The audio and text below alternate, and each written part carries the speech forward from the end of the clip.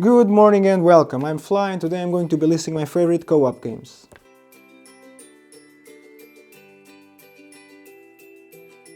Cooperative games can be very interesting, in which you have a bunch of people trying to solve some kind of puzzle together. And I'm not talking about those kind of games where you start out by working together, but at some point one of you goes rogue, and now you're playing a one versus many game. Nor am I talking about semi-co-op games where all of you are working together towards a common goal, but in the end only one of you emerges victorious. I'm talking about games where you all win or lose together as a team. And this can be a very fragile genre, due to the alpha gamer issue. You know, that one guy that has a ton of experience and usually takes charge of the game by suggesting everyone what they should be doing? They usually don't mean it, and sometimes they don't even know they're doing it, which unfortunately can lead to a not so great experience for the other players. Don't be that guy. So without further ado, let's go! Number 10 is Chronicles of Crime. This is a 1 to 4 player game published by Lucky Duck Games. In this game, players are detectives trying to solve a crime before time runs out. And this is an app-driven game, meaning you need to install an app on your device in order to be able to play the game. On the app, you select a scenario, you distribute these characters among the players, add the locations and citizens to the map the app tells you to, and you're set to go. Over the course of the game, you'll be interacting with people and objects, and you do so by scanning QR codes. Want to move to this location? Scan this QR code. Want to ask this guy a question? Scan his QR code. Want to know if there's DNA in this piece of evidence? Scan this guy's QR code and ask him about the object by scanning its QR code. And that's pretty much what you'll be doing in this game. And it's quite fun. So this is similar to Sherlock Holmes Consulting Detective, but this is interactive and dynamic. What this means is that in that game, if I visit a person, they will always tell me the same, no matter when I visit them. Because I'm flipping through a book, the outcome will always be the same. In this game, if I visit a guy at a given time, they'll tell me something, and if I visit them 2 hours later, they might tell me something entirely different, or they might not even be there anymore. Which makes this game really fun. The only issue is that this is a scenario-driven game, so once you're done with it, that's it. And look at this kid, he looks really suspicious. But we all know this guy did it. Or maybe it was this guy. Number 9 is Magic Maze. This is a 1 to 8 player game published by Sit Down. This is a real-time co-op game set in a fantasy theme where you have a bunch of adventurers who want to go on a quest, but they've been stripped out of all their possessions. So they decide to go and rob the shopping mall to steal what they need. Huh. Yeah, that's a good premise. Okay, so in this game you're not actually one of the adventurers. Each player is actually a direction, and that's the only thing you'll be able to do. Move in that specific direction you're assigned to. So far so good, right? Except the game is run on a sand timer, and of course there's no communication. You'll be exploring the mall, scouting all the shops and possible exits, and when you're ready, you'll place each character at their designated shops and then you run the hell out of there. And there will be a time when someone will be smashing this pawn in front of you, and this is the only form of communication, by the way, which means do something, you must do something. And you'll be looking at them like, what do you want from me? Leave me alone! Because only you can move that character in that specific direction. Although it can go up to 8 players, it's actually best at 4, because it's where each player controls one of the 4 directions. It's a fast-paced, silly fun, almost party game-like, sometimes chaotic, where you want to yell at the other players, but you can't. And you have to live with that. Number 8 is Monara. This is a 1 to 4 player game published by Zog Verlag. This is a dexterity co-op game. In this game you're trying to rebuild the temple of Monara by placing columns and adding new levels to meet the requirements. You start out by placing 3 random bases on the table touching each other. Then on your turn you can trade some of the pieces you have in front of you with a camp if you want. Then you flip one of these task cards, they range in difficulty from easy to hard. And then you must do what the card tells you to. You place columns matching the colored spaces, and when you completely fill a base, you randomly pull another one from the box and add it to the temple. And it goes on and on like this until the game ends in one of 3 ways. Either the columns in the bag are depleted, or there are no more bases, or no more task cards. At this point you check if you meet the required temple heights, which must be this many levels tall. If you manage to fulfill this, congratulations, you win the game. If at any time you tumble down the structure, you lose the game. This is one of those anti-alpha games, where yes, you can always shout suggestions at each other, but in the end it always comes down to the ability of the person to do the required task, as you can't help them out in any other way. You should try it out if you haven't yet, this is a really cool game. Number 7 is Hanabi. This is a 2 to 5 player game published by Abacus Spiel. This is a small card game in which you're launching fireworks. It's an abstract game really. So in this game there are a bunch of cards in 5 colors numbered from 1 to 5, and you're trying to play them on the table, one pile of each color in an ascending way like this. Sounds simple, right? You wish. There's actually a catch. Unlike every other card game, the cards will be facing away from you, like this. You don't see your hands, but you see everyone else's hands. So on your turn you must do one of 3 things. Either you play a card, give a clue to someone else, or discard a card. To give a clue, you flip one of these tokens and tell someone about an element of their hands. For example, these 2 cards are ones, or these 3 cards are yellow.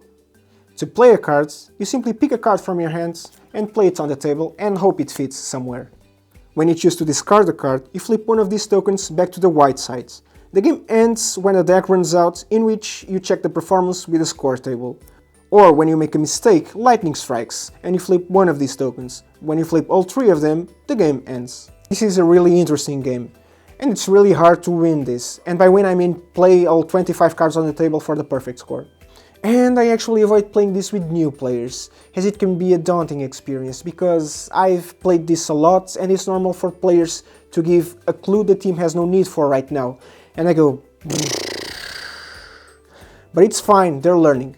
Anyway, check it out, amazing little game. Number 6 is Just One. This is a 3 to 7 player game published by Repos Production.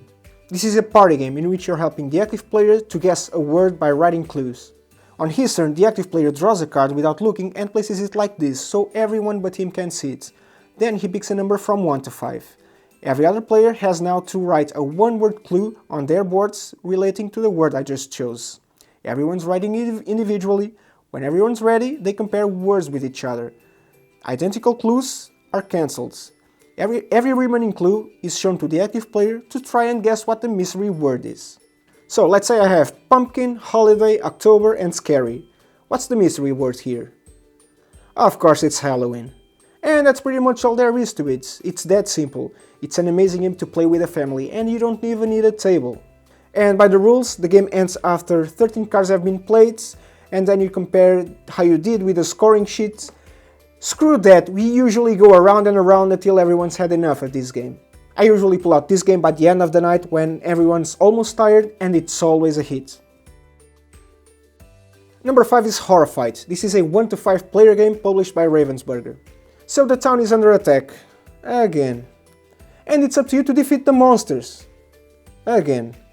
In this game you're all townsfolk that must do what needs to be done.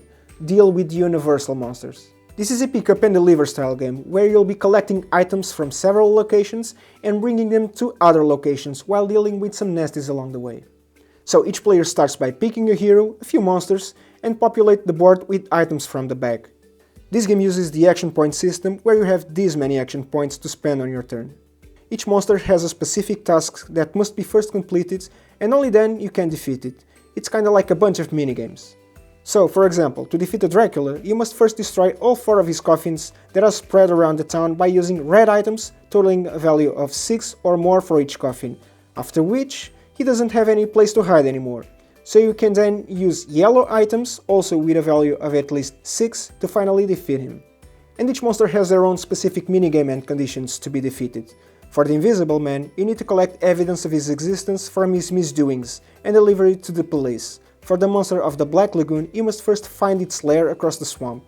This is a game in which the difficulty can be adjusted by picking between 2 and 4 monsters to go against. So if you are having a hard time, maybe pick fewer monsters. And it's really fun to play those minigames. I really enjoy this game. Number 4 is The Crew Mission Deep Sea. This is a 3 to 5 player game published by Cosmos. This is an abstract trick-taking game where you're completing missions with progressive difficulty. This is a regular trick-taking game where there are a bunch of cards in 4 colors ranging from 1 to 9, and the player plays a card and everyone has to follow suit, and the player who played the highest number in that color wins the trick. And if you don't have one card of that color, you can play whatever you want. There are also these 4 submarine cards. They are always trump and will pick up every trick. At the start of every mission, you draw mission cards according to the mission goal, and these cards will be distributed among the players. So if I get this card, it means that I must get the trick containing the blue 6 and the yellow 7. And if everyone manages to fulfill their objective, you win the mission. This game is so good. So most of my academic life was playing trick-taking games. I mean regular trick-taking games with regular playing cards. And this was way before I knew what a proper tabletop game was. And I had no idea trick-taking games could work so well in a co-op context. And you can't off-game this, because since there's no communication, there has to be a ton of teamwork though, but it's mostly everyone for themselves. And some mission cards might seem impossible, but there's usually a way around it, and you just have to work it out together. And I picked the crude Mission Deep Sea for this list, but they're both pretty much the same, they're great games. Number 3 is the slot where you place your favorite dungeon crawler / boss battler campaign style game. There are so many great games in this category, but I only wanted to place one of them, and I've chosen Vagrant Song. This is a 2 to 4 player game published by Wired Miniatures. This is a campaign style game where players are vagrants caught up in a road to nowhere aboard this ghost train. And you'll meet some unique figures called Haints along the way. These are spirits who have issues of their own and will probably stand in your way, and it's your job to help and give them their humanity back. Each player controls a character with unique abilities and attributes. You'll open the scenario book and prepare the board according to the setup. Each scenario will have you facing a Haint. On your turn, you will assign these 3 coins to actions or skills on your character board. You can assign more than 1 coin to the same spot, which will make it better or more likely to happen. Because for some actions, you'll be rolling dice and comparing the result against the requirements, kinda like in a skill test. After that, the hint will go by pulling tokens from this bag. Each token represents an action from these behavior charts. And the game goes around like this until you win the scenario by defeating the hint, or you lose if all vagrants go westbound. This game is fantastic, the atmosphere is amazing, the artwork, the components, it's all very thematic. And again, this can be replaced by anything that fancies you in this genre. I just think this needs a little more love, that's why I chose this over one of the most popular ones. Number 2 is Pandemic, and by Pandemic I mean any game in the Pandemic series that uses its system. It's usually up to either 4 or 5 players depending on the game, and it's published by Z-Man Games. Pandemic is a series that needs no introduction, everybody knows it by now, and it's still a great game that holds really strong up to this date. These games use the Pandemic system where you have 4 action points to spend on your turn, and once you're done with it, the board bites you back. And you'll be putting out a few fires along the way while dealing with some diseases that are threatening the world. Once you cure every disease, you win the game. And this is usually accomplished by collecting a certain amount of cards in a given color. There's also this new game in the Star Wars universe that shares the same Pandemic system, and it's actually different enough to be its own game. In this case, you'll have to deal with some missions and defeat a villain, while crowd-controlling Roger droids who keep invading the planets. Both games in the series are great. I actually prefer the Star Wars themed one because there's more replayability and the setup is much smoother and quick.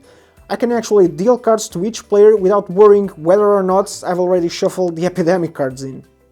All in all, this is a fantastic, solid series that have so many games by now, and for a reason. They're really fun. And finally, number 1 is a game that for me came out of nowhere. It is Marvel United. This is a 1 to 4 player game published by CMON. This is a superhero game in which you all have to defeat a villain. So I picked this over Marvel Champions simply because I find the fun to work ratio to be better in United than in Champions. But I know some people will pick Marvel Champions any day over United. And that's fine, they're both amazing games, you can't go wrong with either one. So in this game each player picks a hero, their matching cards, a villain and also their matching cards. You prepare the locations, adding threats, civilians and thugs, and you're set to go. You'll be creating a storyline along the table by adding cards one after another until you or the villain is defeated. On your turn, you draw a card and play a card using the symbols on the card you just played, plus the previous hero card on the storyline. And there's just 4 symbols. Arrow lets you move to an adjacent location. Punch lets you deal damage to an enemy on your current location. And there's 3 types of enemies: thugs, henchmen and villains. The star symbol lets you either contribute to one of these threat cards or allows you to rescue a civilian. This is just a wild that can be used as any other symbol. Whenever you defeat a thug, rescue a civilian, or clear a threat card, the tokens go on these mission cards. After you've cleared 2 of these missions, the villain is now vulnerable to damage, and you just need to beat him to win the game. This is a very clean and simple 30-minute game. You can easily get anyone to play this, even if they don't like superheroes, because there's not a heavy focus on the theme here, it's mostly symbols. And it may not seem, but there's some teamwork involved, because when you play a card, you need not only to think of yourself, but also on the person going next, because they're going to use your symbols as well. So there's something for everyone here. Plus, the components and artwork are so cute, really love the game. And no, Spirit Island is not on this list. Although I do think it's a great, well-designed game, I think it's a little fiddly and has way too much upkeep for my liking. I do enjoy heavy games, but I like my co-op games to be on the lighter sides and a little more streamlined, and for those reasons, it's not on the list. And that is that. I hope you enjoyed it. Let me know what you think about co-op games and what your favorites are in the comments down below. Thanks for watching, and until next time.